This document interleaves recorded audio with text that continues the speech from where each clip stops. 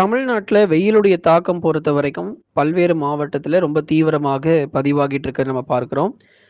ஏற்கனவே கடந்த சில நாட்களாக நம்ம எடுத்து பார்க்கும் பொழுது, பல மாவட்டங்கள், அதாவது கடலோர மாவட்டங்கள், உள் மாவட்டங்கள், டெல்டா மற்றும் தென் மாவட்டங்கள் என பல்வேறு பகுதிகள்ல இந்த கடுமையான வெயிலுடைய தாக்கம் அப்படிங்கிறது ரொம்ப அதிகமாவே பதிவாகியிருக்கு.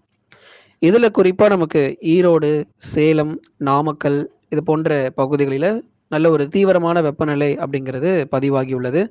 தொடர்ந்து நம்ம பார்க்கலாம். நண்பர்களே மறக்காம நீங்க லைக் பண்ணுங்க, சப்ஸ்கிரைப் பண்ணி தொடர்ந்து சப்போர்ட் பண்ணுங்க. எங்கெங்கெல்லாம் நமக்கு வெயிலுடைய தாக்கம் அதிகரிக்கும், அதேபோல எப்பொழுது மழையினுடைய தீவிரம் மிக அதிகமாக பதிவாகும் அப்படிங்கிறது தான் நம்ம பார்க்க போகிறோம்.